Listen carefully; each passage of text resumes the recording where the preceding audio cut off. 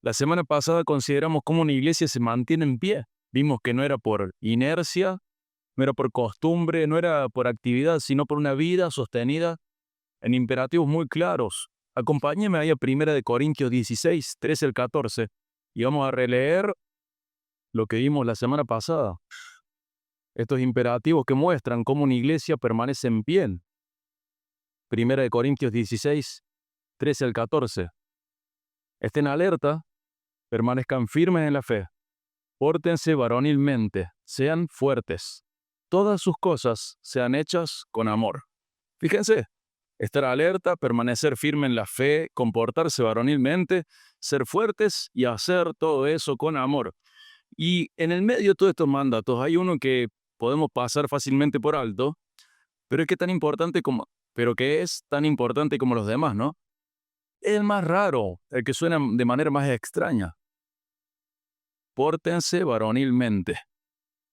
Y hoy vamos a detenernos en ese mandato. Este llamado no era ni es a personas que no conocen a Dios, es a la iglesia. Es un llamado que llega a una iglesia que ya ha sido alcanzada por la gracia. Así llegó a la iglesia de los Corintios y también nos llega a nosotros. Es un llamado que no es para ser aceptados, sino porque ya hemos sido aceptados en Cristo. Y por eso, justamente por eso, es un llamado serio. Y el mensaje de hoy no es sobre la hombría, es un mensaje sobre por qué toda iglesia corre el riesgo de ser inmadura. Porque si no entendemos esto que dice acá la palabra de Dios, no vamos a entender cómo se ve la madurez cristiana en la práctica. Tampoco vamos a entender por qué muchas iglesias, aún teniendo buena calidad de enseñanza, pueden seguir siendo inestables. Muchas iglesias no caen directamente por herejías, caen por inmadurez. O sea que, incluso estando protegidos contra las herejías, conociendo la doctrina correcta, siendo sistemáticos a la hora de leer la Biblia, siendo responsables y diligentes a la hora de interpretar la doctrina, incluso así, la inmadurez puede llegar a ser destructiva para una iglesia. La inmadurez no siempre se nota a simple vista ni de inmediato, ¿no? La inmadurez se nota en pequeñas decisiones, se nota en concesiones al pecado que parecen insignificantes, se nota en lo que dejamos pasar, hasta que un día, sumando todas esas pequeñas irregularidades, la iglesia ya no es lo que era. Y cuando eso pasa, no es que la iglesia dejó de saber, es que dejó de permanecer firme viviendo lo que sabe. Sabe, pero no vive lo que sabe. Y me iba a basar solamente en este imperativo: comportarse o portarse varonilmente. Lo voy a dividir en varios puntos, y el primer punto es este, un mandato que expone la falta de madurez. Fíjense que el texto dice: pórtense varonilmente. Pablo usa una palabra que mencionamos a grandes rasgos el domingo pasado, que es andriceste. Proviene del sustantivo varón, pero se convierte en verbo. No describe lo que alguien es, describe cómo alguien actúa. Implica actuar con firmeza, implica responder con valentía, implica ejercer esfuerzo, implica también mantenerse firme bajo presión. Y esta palabra tiene un trasfondo en el Antiguo Testamento. Cuando nosotros revisamos, por ejemplo, la Septuaginta, que es esa traducción al griego que se hizo en la antigüedad del Antiguo Testamento, encontramos que se usa esta palabra. Ya hablamos que básicamente es como varónense, hombrense, varonilesense, varonils, sean varoniles, sean hombres, sean varones. Hagan eso, ese sustantivo transfórmelo en verbo. Y lo usa varias veces, en momentos críticos. Fíjate Josué 1, 6 al 9, acompáñame rápido ahí a Josué 1, 6 al 9. Hoy vamos a hablar de algo que es una extensión de la prédica de la semana anterior, pero vamos a reforzar con muchos pasajes, así que tenés que tener tu espada desenvainada y lista para ser usada. Josué 1, 6 al 9. Sé fuerte y valiente. Ahí está esa expresión. Porque tú darás a este pueblo posesión de la tierra que juré a sus padres que les daría. Solamente sé fuerte y muy valiente. De nuevo esa expresión. Cuídate de cumplir toda la ley que Moisés mi siervo te mandó. No te desvíes de ella, ni a la derecha ni a la izquierda, para que tengas éxito donde quiera que vayas. Este libro de la ley no se apartará de tu boca, sino que meditarás en el día y de noche, para que cuides de hacer todo lo que en él está escrito, porque entonces harás prosperar tu camino y tendrás éxito. ¿No te lo he ordenado yo? Sé fuerte y valiente. No temas ni te acobardes, porque el Señor tu Dios estará contigo donde quiera que vayas. Ahí donde dice sé fuerte y valiente, que lo repite 3 veces, es la misma palabra en la Septuaginta. Varonense, hombrense, sean hombres. Vemos que en el entendimiento de la antigüedad, el diseño de Dios para el hombre es ser fuerte y valiente. Y ahí le ordena Dios a Josué que sea fuerte y valiente porque va a liderar al pueblo en la conquista de la tierra.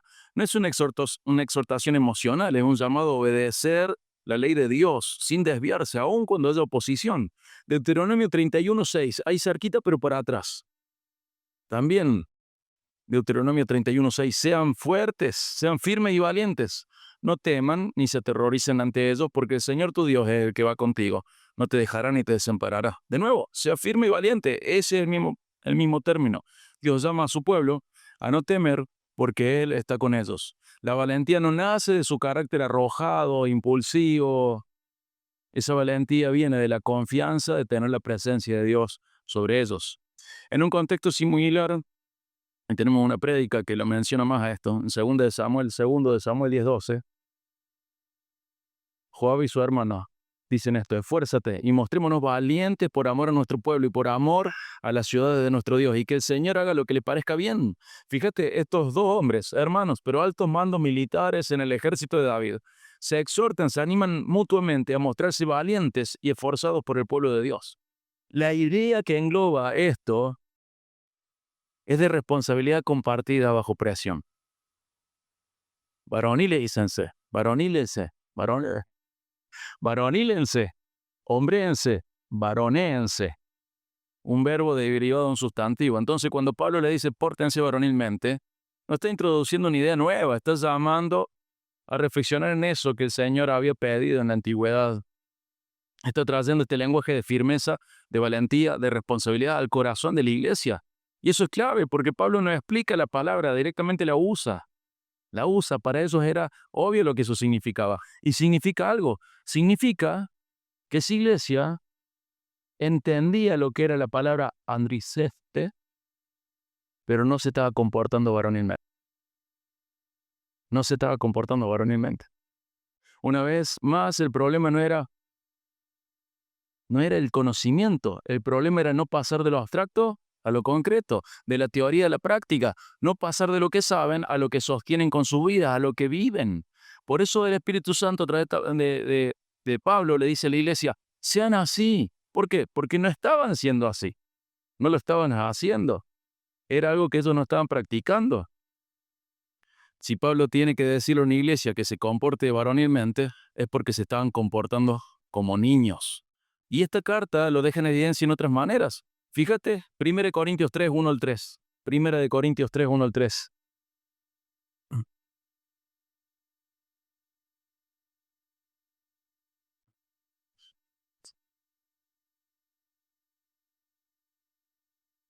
1 Corintios 3, 1 al 3. Y es la misma iglesia a la que le dice, compórtate varonilmente. Le dice esto: así que yo, hermanos, no pude hablarles como espirituales, sino como a carnales, como a niños en Cristo. No como a hombres, como a niños. Les di a beber leche, no alimento sólido, porque todavía no podían recibirlo. En verdad, ni ahora pueden, porque todavía son carnales, pues habiendo celos y discusiones entre ustedes, ¿no son carnales y andan como los hombres del mundo? Pablo está diciendo que gente salva, ¿eh? Entonces esto está implicando que la iglesia entiende y sabe, pero que en vez de comportarse como un adulto, como un hombre, se está comportando como un niño. Pablo dice que no puede hablarles como espirituales, sino como carnales, como a niños en Cristo, como inmaduros. ¿Por qué? Porque entre ellos la conducta era de celos, de peleas, de divisiones, o sea, había inmadurez visible. No lo voy a desarrollar hoy, pero fíjate cuando David, luego podés buscarlo, cuando David está por morir, lo que le dice a Salomón, sé hombre. No porque Salomón se disfrazara de mujer, sino porque Salomón estaba siendo un niño. Sé hombre, le dice. Y acá es lo que Pablo, al final, despidiéndose de esta iglesia, al final de su carta, le dice, compórtense así. Y el mismo problema aparece en la comunidad de los hebreos, que es receptora de la carta a los hebreos. Fíjate ahí, Hebreos 5, 12 al 13. Hebreos 5, 12 al 13.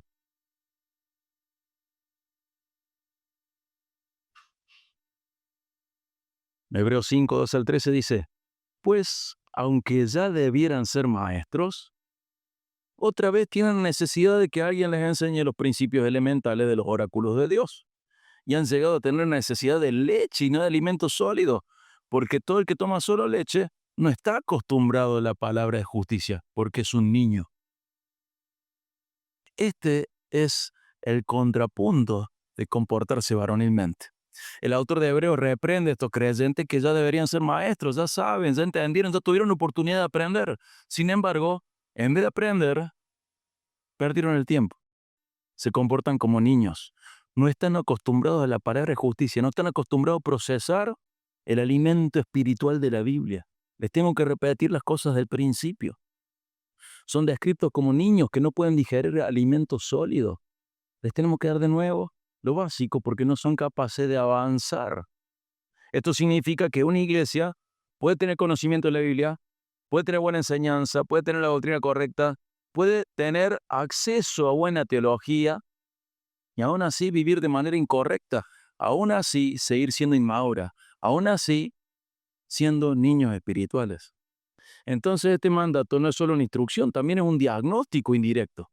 Les está diciendo que se comporten de esta manera porque el diagnóstico es que son infantiles en la fe. Hermano, esto es un diagnóstico que Dios da. Y quiero que consideremos que no lo da para aplastar, lo da para corregir, para alentar. Revela que la inmadurez espiritual no es una excepción, es un problema real de la iglesia en general. Los corintios lo vivieron, la comunidad de los hebreos lo vivió, y nosotros también lo podemos estar viviendo. Pero no es para que recibamos esto como una desaprobación, sino como un aliento en la dirección correcta. El primer punto es un mandato que expone la falta de madurez. Y quiero ir al segundo punto, una madurez que se forma en la práctica. Esto nos lleva a lo que estábamos viendo en el primer punto, a la pregunta que sigue. Porque si no podemos reconocer la inmadurez, tampoco la podemos perseguir. Si no sabemos cómo se ve la madurez, no podemos ir hacia ella. Y ahora sí vamos a avanzar en esto. ¿Cómo es la madurez? Bueno, la madurez se forma en la práctica. Este es el punto 2. La Escritura, la Biblia, describe la madurez espiritual en términos muy concretos. No es teórica, no es abstracta, se ve. Y en la misma carta, Pablo expone un poco de esto. Fíjate ahí, 1 Corintios 13:11. Hay un pasaje de Hebreos que también habla de esto. No voy a tocar ese pasaje de Hebreos, pero sí fíjate 1 Corintios 13:11.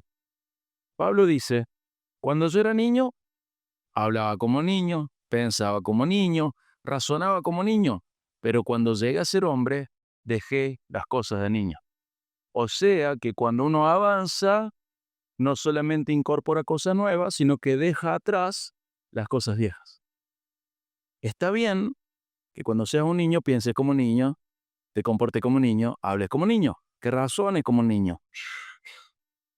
Pero el tiempo pasó, llegas a ser hombre, y eso significa que debes haber dejado las cosas de niño. Y aquel contraste es claro, el niño no está mal por ser niño. El problema es permanecer en ese estado cuando ya deberías haber crecido. Quiero usar una ilustración muy clara, muy gráfica.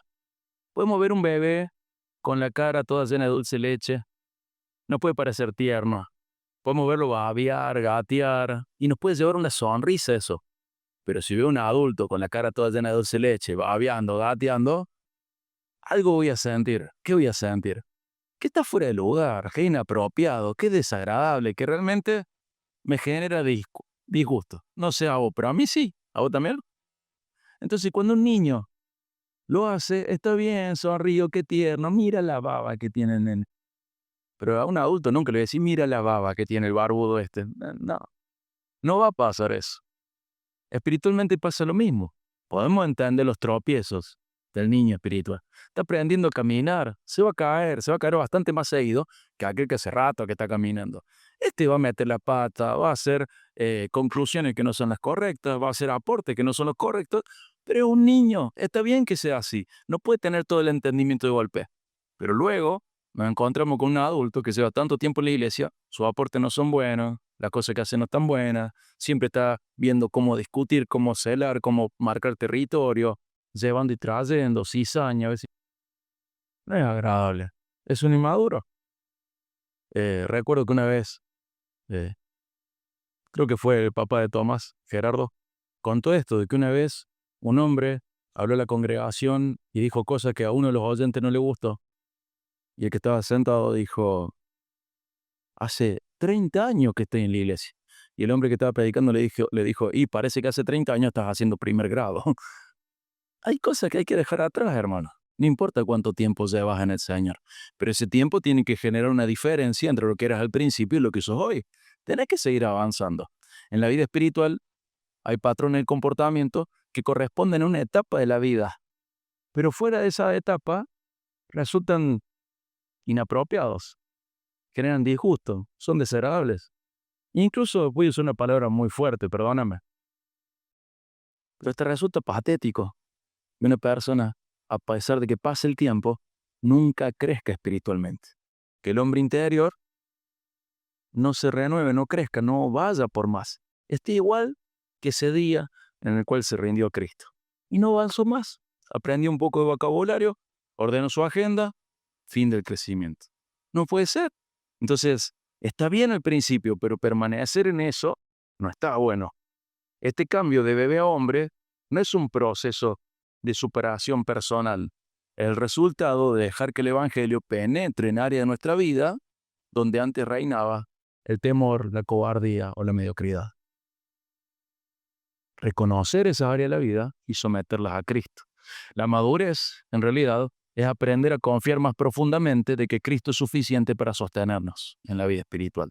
La madurez implica dejar atrás patrones infantiles, y eso se traduce en la vida espiritual. Madurar en Cristo no es simplemente dejar de ser niño, y quiero decirlo de una manera muy épica. Madurar en Cristo no es simplemente dejar de ser niños, es responder a una convocatoria de honor. El Señor te llama a ir por más. Cuando Dios llamó a Josué a ser fuerte y valiente, no lo hizo para señalar su debilidad, sino porque tenía una misión gloriosa para Josué, liderar al pueblo de Dios hacia la tierra prometida. Cuando los valientes de David se exhortaban a mostrarse hombres, a ser fuertes y valientes, no lo hacían por orgullo personal, sino por una causa noble, el amor a su pueblo y la protección de las ciudades de su Dios. De la misma manera, la madurez cristiana es la invitación a participar en una de las causas más elevadas que existen, el sostener la verdad del Evangelio y ser un ejemplo de madurez a la congregación. Hay una convocatoria de honor para tu vida.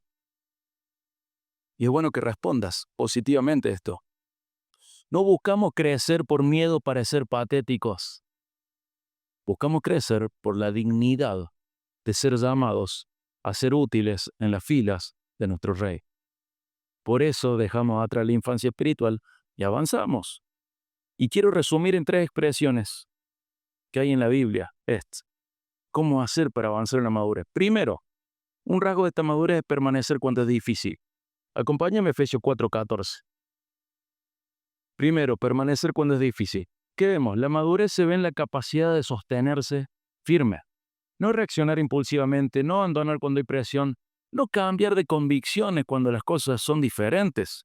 Cambian las circunstancias, pero las convicciones permanecen firmes. Fíjate Efesios 4:14. Entonces ya no seremos niños, sacudidos por las olas y llevados de aquí para allá por todo viento de doctrina, por la astucia de los hombres, por las artimañas engañosas del error. Te está diciendo, hay un nivel de conocimiento que te lleva a dejar de fluctuar de doctrina en doctrina, a estar firme en las convicciones bíblicas. Dejar de ser llevado de acá para allá por gente que te engaña y que también vos favoreces que te engañen. Todo viento de doctrina. Permanecer cuando es difícil, porque cualquiera permanece cuando está todo en calma.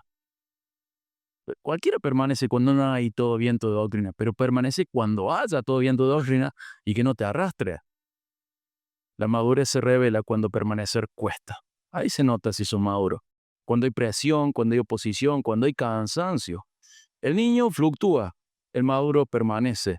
Y eso se nota cuando permanecer cuesta. Dentro de este punto, el segundo punto, obedecer cuando cuesta. La inmadurez no es siempre ignorancia. Muchas veces, la inmadurez tuya y la mía es evasión.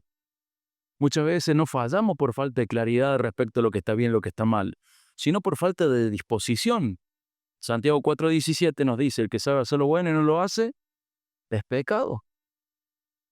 Entonces entonces el problema no es la falta de conocimiento, es la falta de obediencia. El hombre maduro, la persona madura, obedece incluso cuando obedecer cuesta. El niño entiende, pero evita la voz de Dios. El infantil espiritual entiende, sí, está de acuerdo, le cae simpático, pero evita responder. En cambio, el maduro aprende y responde. Está en un ciclo continuo de aprender y responder, aprender y responder, aprender y responder. ¿Cuánto? Hasta el último día de su vida, aprender y responder. Muchas veces no fallamos porque no entendemos, fallamos simplemente y directamente porque no queremos obedecer.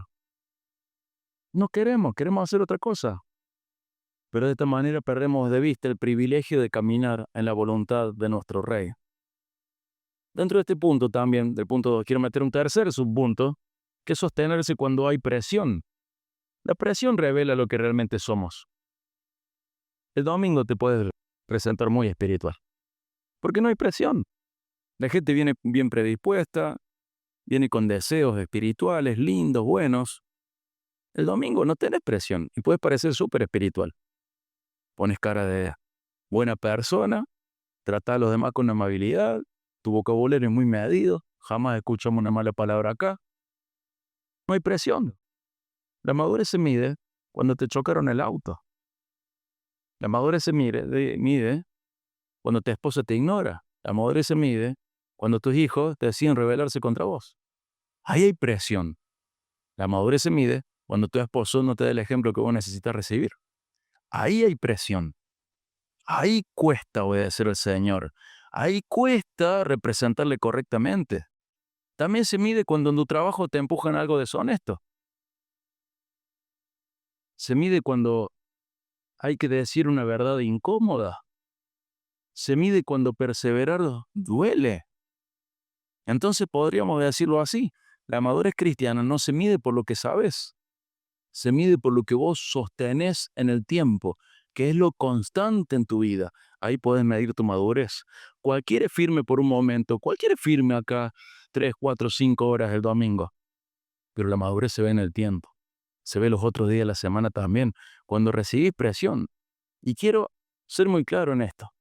Dios produce esta madurez por medio de su palabra, su espíritu y en el contexto de su iglesia.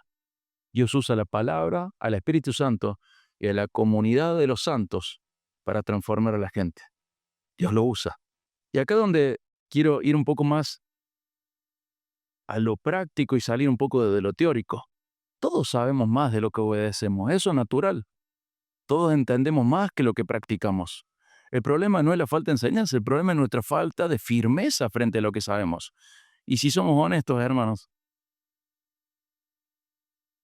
esto describe más nuestras luchas que nuestras fortalezas. Y eso es exactamente lo que Pablo está confrontando, lo que el Espíritu Santo confronta a su iglesia.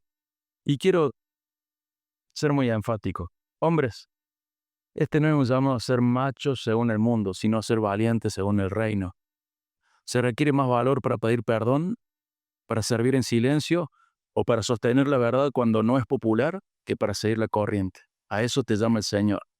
El desafío es, ¿quién se va a levantar para ser el modelo de firmeza que la próxima generación necesita ver?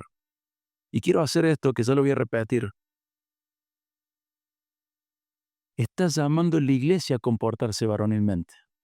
Pero eso implica que los varones tienen que ser un ejemplo de hombría bíblica.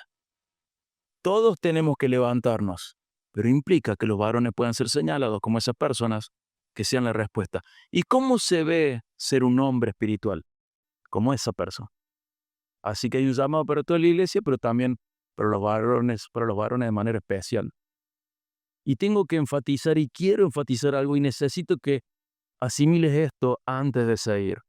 Esta madurez se forma en la práctica, pero no es simplemente practicar. Vamos a la práctica desde la fuerza que Cristo nos otorgó. Esto tiene que verse, esto de la hombría bíblica, como un rumbo que Dios establece para nosotros, el camino que debemos caminar, sostenido por Él en su fuerza y para su gloria. Y si te desanimas por no ser maduro, antes que esforzarte en imitar una conducta, acércate más a tu Salvador, porque esa es la cuestión. Anda más frecuentemente al trono de la gracia. Ahí está lo que necesitas para avanzar. Más que imitación, intimidad con Dios. Ir más seguido al trono de la gracia. Recordemos, la gracia nos levanta cuando fallamos en ser firmes y nos permite volver a intentarlo sin el peso de la condena. Y nunca olvidemos que la gracia que nos salvó también está disponible para sostenernos más allá de nuestra salvación, ahora caminando en nuestra santificación diaria. La gracia que te salvó también te sostiene. No es que la gracia estaba disponible simplemente y solamente cuando fuiste salvo. La gracia hoy te sostiene para que camines según el diseño de tu Dios. Y cuando caes, esa gracia te levanta y te capacita para seguir caminando. Hermanos, Dios no diseñó la madurez cristiana como algo abstracto, sino como algo que se transmite por ejemplo, a través del ejemplo. La madurez se ve en la práctica, entonces necesariamente tiene que ser visible en alguien. Esta madurez no está pensada para quedar en la teoría, está diseñada para verse dentro de la congregación. Hay cosas que cuestan aprender solo escuchando. Por eso Dios nos lleva a que sean visibles para que se entiendan más rápidamente. Y ahora vamos al punto 3. El punto 3. En el punto 3 hay algo clave. Acompáñame a 1 de Corintios 11:1. 1 de Corintios 11:1. Acá hay algo clave. Insisto, la madurez no está pensada para ser invisible o abstracta. La vida cristiana no es solo algo interno, la vida cristiana también es observable. La iglesia aprende oyendo la palabra de Dios, pero también aprende viendo a otros hijos de Dios. La iglesia no aprende solamente escuchando la verdad. Es fundamental eso, pero no es el medio exclusivo de aprendizaje. También aprende observando vidas que viven la verdad. Por eso en 1 Corintios 11:1, Pablo dice, sean imitadores de mí, así como yo lo soy de Cristo. Si lo quisiera poner en otras palabras, lo que Pablo está diciendo, imítenme en esto, en imitar a Cristo. Pero él se está ofreciendo como un ejemplo de eso, como alguien que se comporta varonilmente. Su vida era un modelo visible. En 1 Timoteo 4:12, Pablo le dice a Timoteo que sea ejemplo. En palabra, o sea, en lo que dice. No está hablando de la Biblia ahí. Está hablando de cómo habla, su vocabulario, el contenido, la veracidad. En conducta, en amor, en fe, si alguien confiable, y en pureza. La vida cristiana no solamente se enseña, la vida cristiana también se muestra, se encarna, se ve. Y esto es fundamental para entender el mandato que estamos leyendo en 1 Corintios 16. La iglesia aprende a vivir así, viendo vidas que viven así. Y si esto es así, nos podemos preguntar, ¿quién de nosotros está mostrando esto en la iglesia?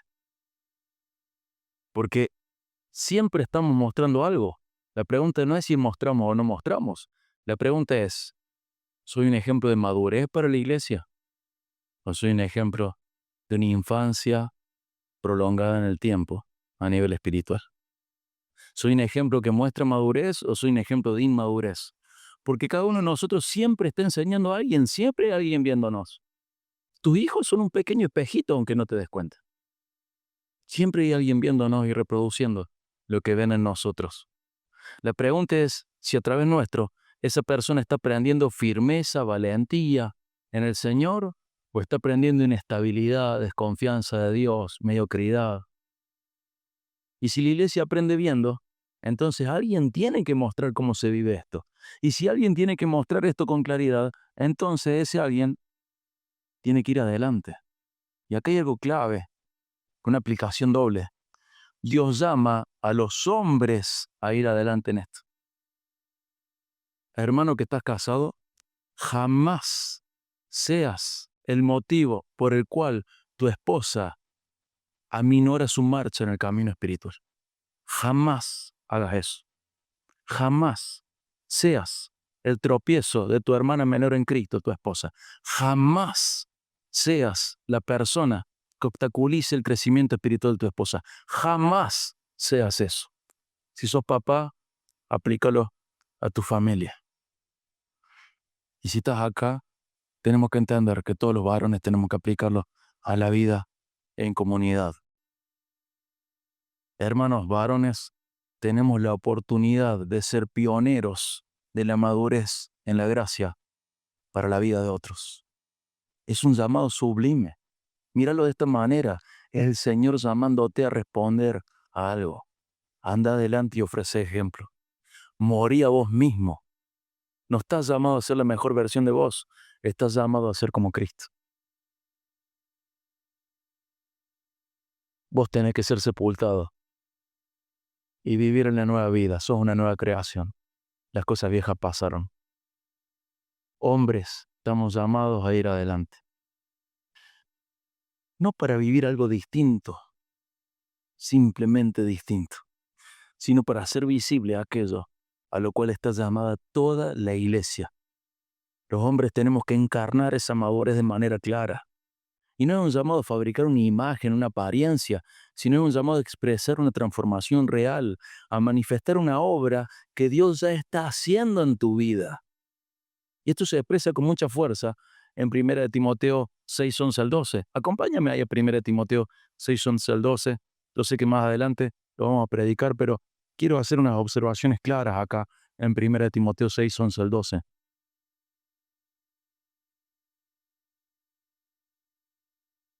Una manera clara de entender este pasaje es notar los imperativos, las órdenes de Dios, los mandamientos de Dios acá. Si vos querés saber cómo tiene que ser un hombre de Dios, acá tenés gran parte de eso. Fíjate cómo comienza. Pero tú, oh hombre de Dios, huye de estas cosas. Sigue la justicia, esto es rectitud, la piedad, la fe, el amor, la perseverancia y la amabilidad. Pelea la buena batalla de la fe. Echa mano de la vida eterna a la cual fuiste llamado y de la que hiciste buena profesión en presencia de muchos testigos. Quiero llamar la atención sobre estos tres imperativos que quedan marcándonos la estructura del pasaje. Huye, sigue, pelea. ¿De qué tenés que huir? De lo que hablaba antes, del pecado. Hombre de Dios, huí del pecado. No sos tonto por huir del pecado.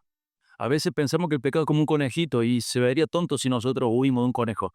El pecado es un león. Está bien que huyas, es lo más inteligente que puedes hacer. Huí del pecado, no lo toleres, no lo justificas. No lo justifiques. No convivas con él, no negocies tu techo. Sos el responsable de que bajo tu techo se huya del pecado. Otro imperativo, seguir la justicia. Esto es intencional. Intencionalmente busca vivir en rectitud, en integridad. No la admires a distancia. Mira qué justa es aquella persona. Mira qué recta. No simplemente hables de ella. No prediques simplemente de ella.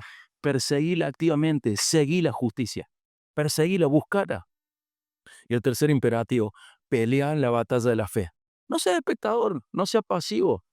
Sostén la verdad. Compórtate según la realidad. Estás en guerra. Pelea la batalla de la fe.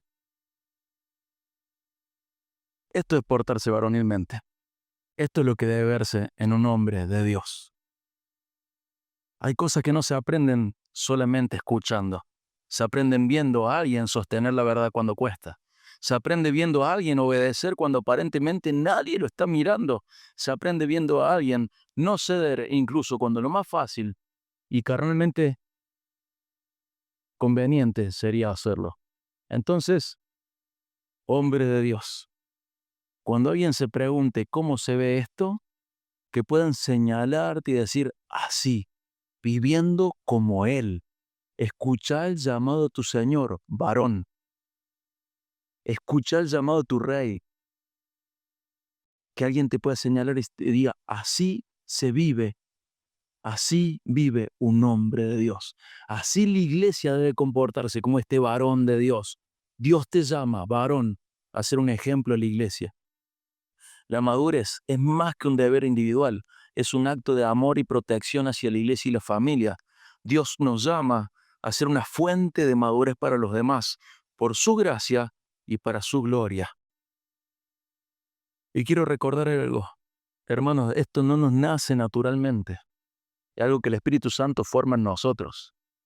Pero si no se está formando, no es porque el Espíritu Santo no quiera ni pueda hacerlo, sino porque nosotros estamos rebelándonos y obstaculizando su obra.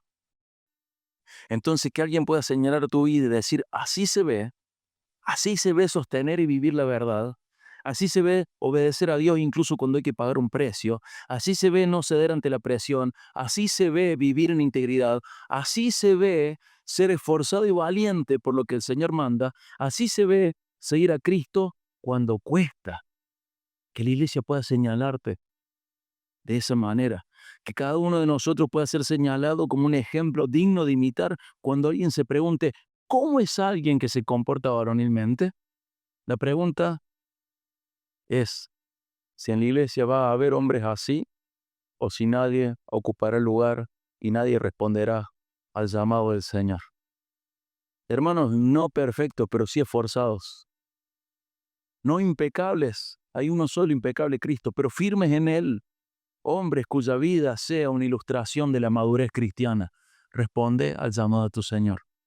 Y no porque seamos naturalmente fuertes, sino porque estamos siendo formados por Dios, porque vivimos cada día con el deseo profundo de glorificar a Dios con nuestras vidas.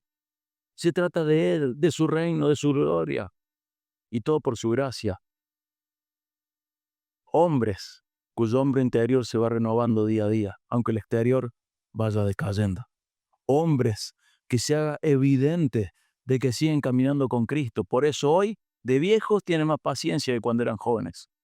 Tienen más arrojo, más valentía espiritual, más fe que cuando eran jóvenes. Lo contrario que el mundo enseña. En el mundo vos podés decir, yo ya estoy viejo para esto, yo ya no tengo paciencia. Sí, su hombre interior también se desgastó a la par del exterior. Pero el hombre interior que se va renovando tiene más paciencia que antes. Se esfuerza más que antes. Entrega el todo. Antes entregaba solo una parte. Está dispuesto a cosas que antes no. Está dispuesto a arriesgar su vida por la verdad de Dios. Cuando era niño estaba bien que no lo hiciera, pero eres grande y ahora sí puede. Ya viviste lo suficiente de la fidelidad de Dios en tu vida como para confiar y dar pasos más grandes por fe. Y el punto 4, hermano, es este. El marco de todo. Volvemos al punto que cerraba esta serie de imperativos. El marco es todo en amor. Pablo no deja este mandato al azar o sin un marco.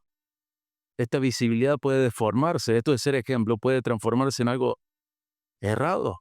Si no está gobernado por algo más profundo, esto puede distorsionarse. Por eso inmediatamente después dice, 1 Corintios 16, 14, todas sus cosas sean hechas con amor. Y 1 Corintios 13, casualmente, no hay casualidad, causalmente, está antes de esto. Ya les describió cómo es el amor. 1 Corintios 13 dice que el amor es paciente, es bondadoso, no es arrogante, no es egoísta. Sin amor, esa firmeza y valentía se deforman. Se vuelve dureza. Sin amor, la valentía se deforma, se vuelve agresión. Sin amor, la fuerza se distorsiona y se vuelve orgullo. Sin amor, las cosas no son como deberían ser. El amor no elimina la firmeza, la ordena, la corrige, la dirige, la purifica. La verdadera madurez se entrega en amor.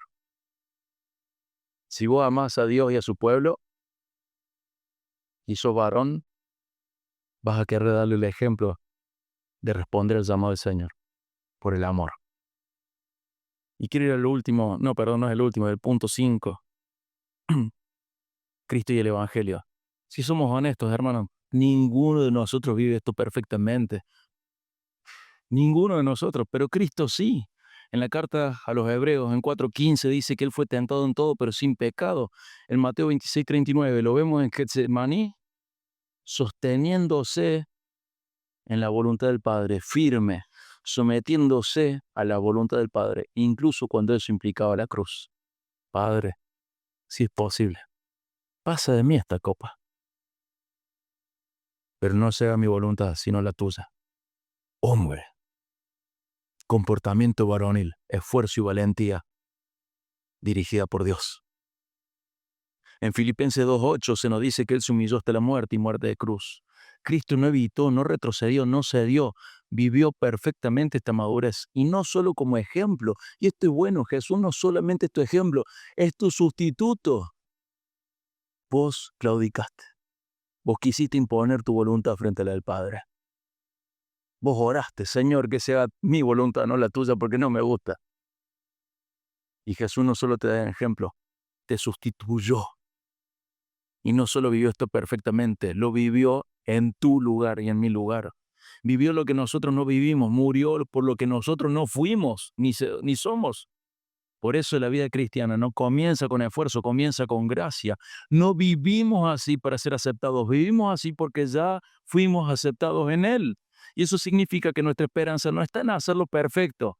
Nuestra esperanza está en que estamos unidos a aquel que sí lo hizo perfecto.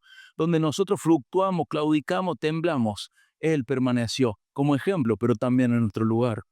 Y esa es la base de nuestra esperanza. No es nuestra consistencia, no es nuestra madurez, sino la suya. Nuestra seguridad no está en nuestra madurez, está en su madurez. Y quiero volver a enfatizar lo fundamental. Hermano, hermana, no nos esforzamos para que Dios nos ame. Nos esforzamos porque Él ya nos ama con un amor que no se rinde. Nos esforzamos porque Él es digno de nuestro esfuerzo. Tu firmeza hoy es un eco de la firmeza de Cristo en la cruz por vos. Nos esforzamos porque Él lo merece. La madurez más que una carga que Dios nos impone, es la estatura que Él nos invita a subir por su gracia y para su gloria.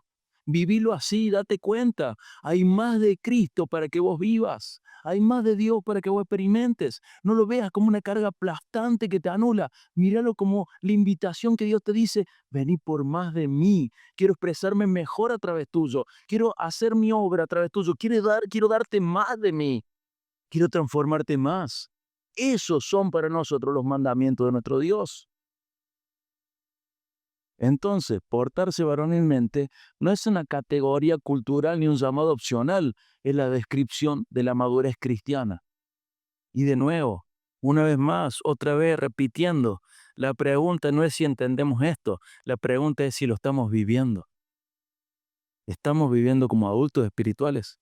Porque el problema no es que no sepamos, el problema es cuando vivimos de manera contraria a lo que sabemos. Y eso no se corrige con más información, se corrige con más madurez. Se corrige cuando, por la gracia de Dios, comenzamos a responder a lo que Él ya nos ha mostrado. Porque una iglesia no se vuelve firme solamente por entender más. La iglesia se vuelve firme cuando deja de comportarse como un niño. Y porque estamos en Cristo, y porque estamos unidos a Él, este llamado no es una carga imposible, es una dirección clara. Es la invitación de Dios a ir por más. Hermanos, no estoy llamando a la iglesia a producir algo desde cero. Estoy llamándola a vivir coherentemente con lo que Dios ya comenzó en tu vida. Rendí más áreas de tu vida a Cristo. Iglesia, no permanezcamos en la infancia. No fluctuemos, no evitemos, no posterguemos. Crezcamos, permanezcamos, obedezcamos, vivamos lo que ya somos en Cristo. Hombres, asumamos el llamado de hacerlo visible. No como una carga, sino como un privilegio. Hermanos, no hay otra vida para intentarlo. No la hay. Y quizás tengas miles de defectos, de fallas, de pecados contra los cuales seguir peleando. Quizás te sientas como me siento yo, consciente de ser absolutamente indigno e incapaz de responder al llamado de Dios. Pero no se trata de tus capacidades, ni siquiera de tu dignidad. Se trata de quien vive en vos, quien vive en nosotros. Se trata de lo que Él produce en nosotros y también se trata de lo que Él es digno de nuestras vidas. Él merece de nuestra vida que respondamos, que nos rindamos a su voluntad, por su gracia y para su gloria. De eso se trata. Vivamos de tal manera que cuando alguien pregunte ¿cómo se ve esta madurez?, puedan señalar tu vida y la mía. Porque cuando una iglesia vive así, permanece. Y la diferencia no fue solamente lo que se escuchó desde el púlpito, también fue la diferencia de cómo se vivió en respuesta a lo que se escuchó. No estoy llamando a la iglesia a hacer algo raro. Estoy llamándola a vivir conforme a lo que ya es en Cristo. Conforme a lo que Dios ya está obrando en nuestras vidas. Y hace 2 domingos leí Colosenses 1:17, que nos recuerda que todo se sostiene en Cristo. Todo permanece en Él. Y fuera de Él, nada permanece. Ni siquiera la iglesia que invoca su nombre. Si esto no es una realidad concreta, si es solo una cuestión teórica, abstracta, no es cierto. Pero en Cristo las cosas permanecen. ¿Vas a responder el llamado? Simplemente es a vivir según lo que Dios quiere hacer en tu vida y ya está haciendo. Respondamos. Amén. Vamos a orar. Padre, te damos gracias porque sos un Rey bueno, sos un Dios bueno, y nos mostras cómo debemos vivir. Te damos gracias, Padre, porque en vos estamos seguros, en vos somos alentados. Cada mandamiento no cae como una carga imposible, sino que cae como una señal en medio del camino que nos orienta hacia dónde ir. Se nos muestra como la estatura que debemos tener, la estatura a la que debemos aspirar. Ayúdanos a comprender, Señor, la realidad espiritual como vos la presentas en la Biblia. Ayúdanos, Señor, a desintoxicarnos de muchas ideas malas, erradas. Ayúdanos a comprender, Señor, que tu gracia nos sostiene más allá de la salvación. También nos sostiene en la santificación. Nos capacita, nos empodera para ir por más y cuando caemos nos lleva a volver a intentar. Señor, ayúdanos a responder a tu llamado, a esta convocatoria de honor, de ser un ejemplo para la generación siguiente. Señor, creemos que hay generaciones que han tenido pocos héroes a quienes admirar. Te rogamos, Señor, por tu gracia y para tu gloria, que podamos ofrecer un buen ejemplo a la generación que sigue. Que vos seas glorificado con nuestras vidas y que el día de mañana se diga de nosotros lo que se dijo de David: sirvió su generación y murió. Ayúdanos, Señor, a comprender que todo se trata de vos y de tu gloria, de lo que vos mereces. Gracias, Padre, por tu amor. Gracias por Jesús. Gracias porque en Él estamos seguros y nada nos puede separar de tu amor. Gracias porque en Él somos más que vencedores. Gracias porque en Él también nos llevas de gloria en gloria.